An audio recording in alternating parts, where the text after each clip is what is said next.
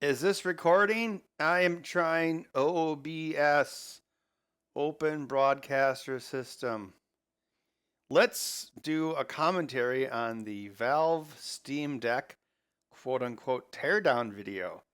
So the Steam Deck is Valve's soon to be next failed hardware product because they think people want PC games in the palms of their hands in a device larger than the Switch.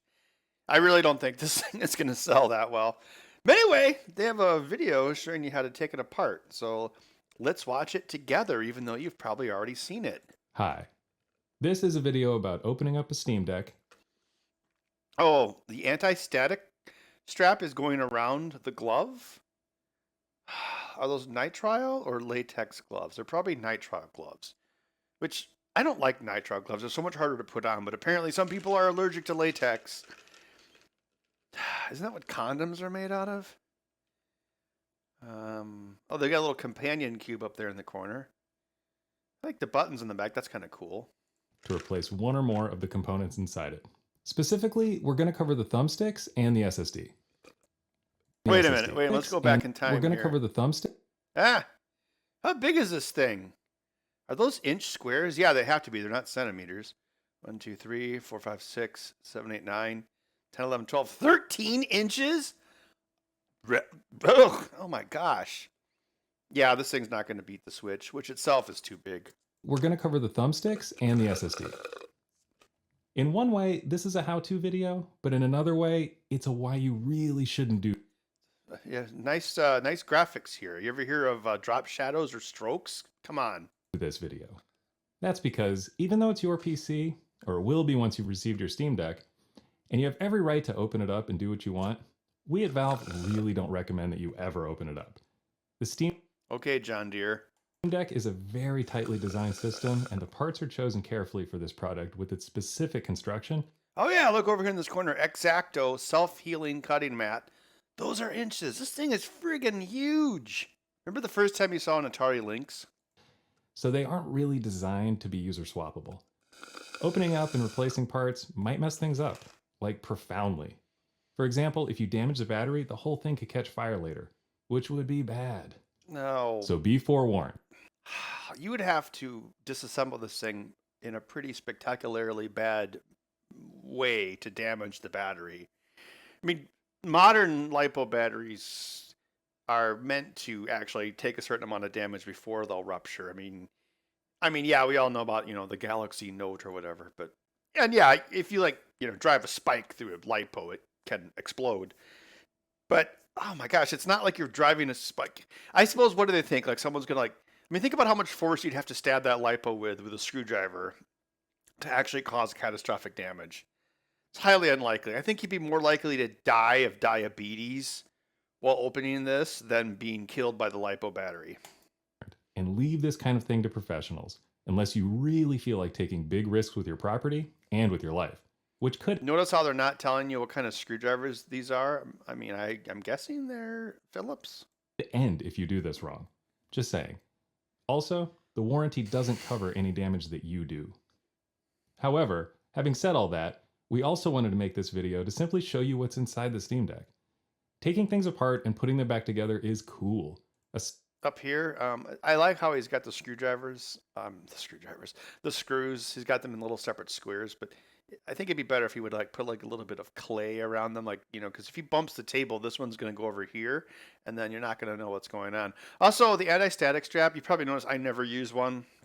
It's because I do all my builds in the basement where, I'm lucky if I can get the humidity down to 60%, like in the summer. Like right now, actually, I think, yeah, right now I'm trying to keep it at 50%, and the dehumidifier fills up almost every day. It's pretty insane.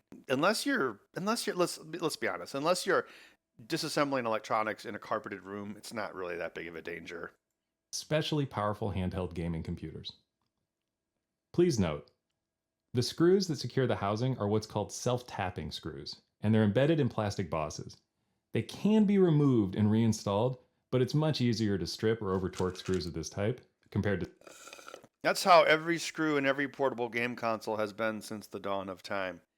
Now, a little later on in this video, which I've obviously watched already, They do show how easy it is to remove certain things. So if you want to make it user serviceable, you could have embedded metal threaded studs into the plastic, and then you could have used machine screws in the back instead of self-tapping plastic screws, and that would have made it more serviceable. But of course, that would have probably cost 50 more cents, and I'm sure this thing is already working on razor thin margins. To standard ones. So be aware that they're very sensitive, and either the screws or the housing can be damaged. A torque. Hey, they're doing the same upside down, flipped around puke cam that I do. See? It's Valve. If it's good enough for Valve, it's good enough for me. Right? Wrench does help prevent damage. Opening the case immediately weakens it and makes the product less drop resistant. There's no way to avoid this. So just know that yes, that's assuming the case is open. When you put it back together, are they trying to say when you put it back together it has less structural integrity? Because that's silly. the structural integrity of your deck will be lessened somewhat by doing any of this. Static electricity can easily break your Steam Deck permanently. Only time I've ever, and all the times I plug things into other things. The worst I've ever seen, I think I was doing some sort of video game console mod or controller mod. I had it plugged into my laptop, which was in my living room back at my old apartment where everything was carpeted, and where I live now, it's all hardwood floors. Anyway, I walked across the carpet. It created a static charge, went into the USB port, and the USB port stopped working. And then I restarted the computer or turned the power on and off, and then the USB port started working again because USB ports have a polyfuse. So personally, I've never had anything catastrophically fail because of static electricity. Basically, if a spark jumps from you to one of the integrated circuits on the board, it'll probably fry some of the parts. Oh, so it looks like they made a switch, basically. Yeah, you got a heat pipe going from the APU over to a fan, and pretty much it. The battery's much smaller. Forever. If you're unfamiliar with preventing electrostatic discharge, you should probably stop doing this and turn it over to a pro. No, go for it. Oh, they did make a comment about how the strap is not touching the skin. See that? Also, if you're making a video for your $1 million product, you should have a pro design your titles.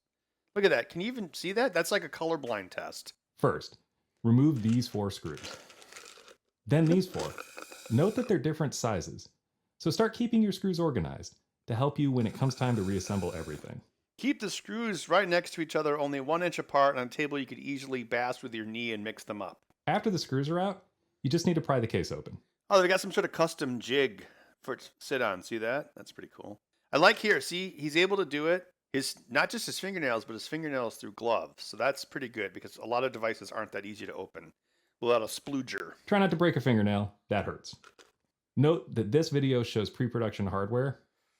So my videos with the upside down puke cam, I shoot them with a 4K camera, and then I export them at 2K, 1080p. The reason I do that is because when you shoot at 4K and render at 1080p, that gets you a free 200% zoom in whenever you want. And I really haven't seen any good close-ups yet in this video. And they probably shot it at 4K. Well, what's the settings here? Nope, it's a 1080p video. Oh, sorry, I had to pause there. I accidentally closed the window. It looks like the battery's in 2 pieces. Apple does that a lot. Note that this video shows pre-production hardware, and there will be some differences between what you see here and the Steam Deck that you own. But probably not much. This is the battery. Before proceeding, it's important to disconnect it. Do that by unplugging these wires here. The first component we're going to replace is the thumbstick. This part is easy. You notice how they didn't really show you. I mean, it's a pretty simple connector, but they should have shown you in excruciating detail. Oh, lift it up like this, then pull it out to the right like that. Also, looks like they just immediately jumped to removing the thumbstick too. Be aware that this part is easy. The first component we're going to replace is the thumbstick. This is connected. Do that by unplugging these wires here.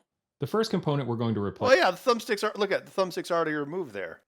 Is the thumbstick. This part is easy to remove. Be aware that it's a non-linear Tarantino movie. Whole assembly is custom. The stick, the board, and the cap. Replacing these will require matching the custom parts exactly. It's all custom? I kind of doubt that.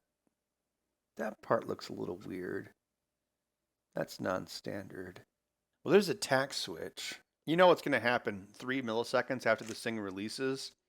People are going to rip this out and they're going to copy the circuit board so you can just get circuit boards from China and replace your own thumbsticks. Because I'm sure, even if they made their own thumbsticks, which I kind of doubt, it's probably just a standard Alps thumbstick that's used in Xbox and PlayStation. They're all the same now.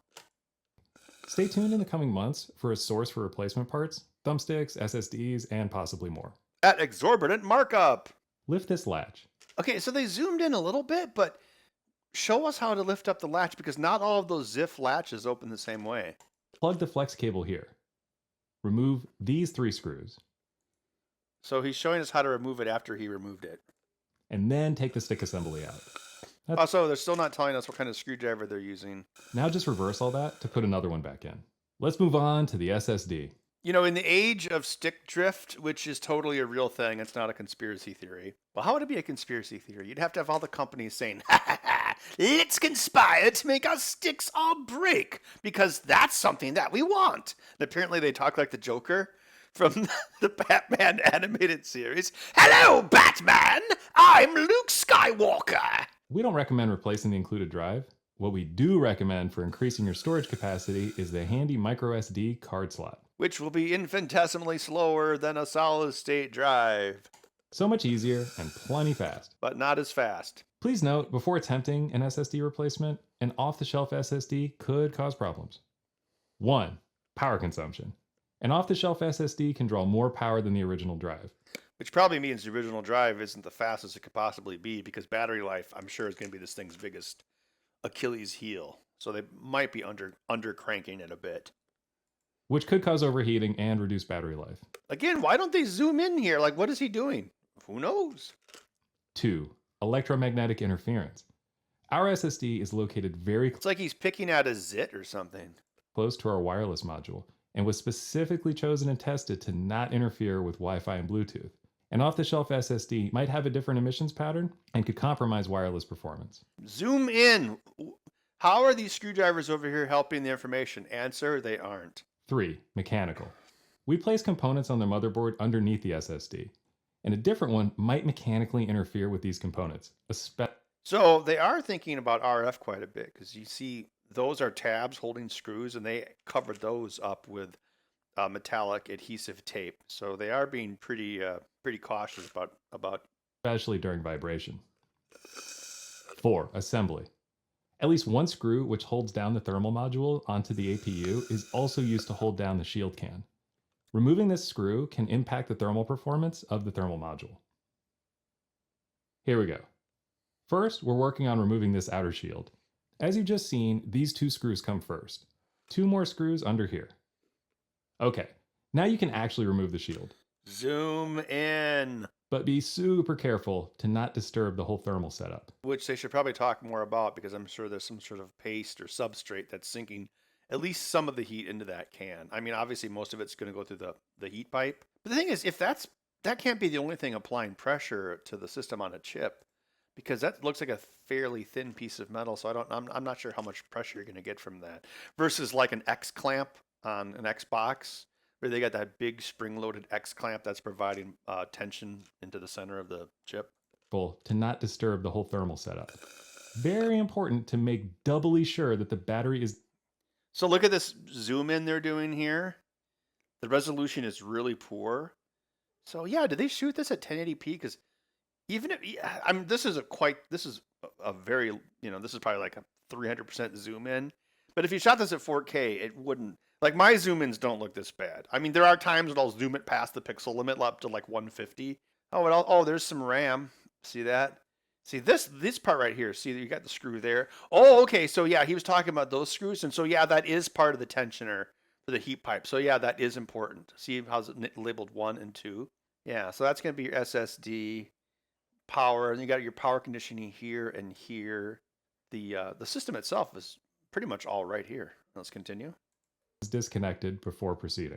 Now, disconnect the drive. It looks like the stuff on the left and the right is just for the controls. If you notice, it's a different color PCB. So they're probably able to get away with 2 or at most 4-layer PCBs here and here, which would obviously give you quite the cost reduction versus this, which is probably 6 to 10 layers at least.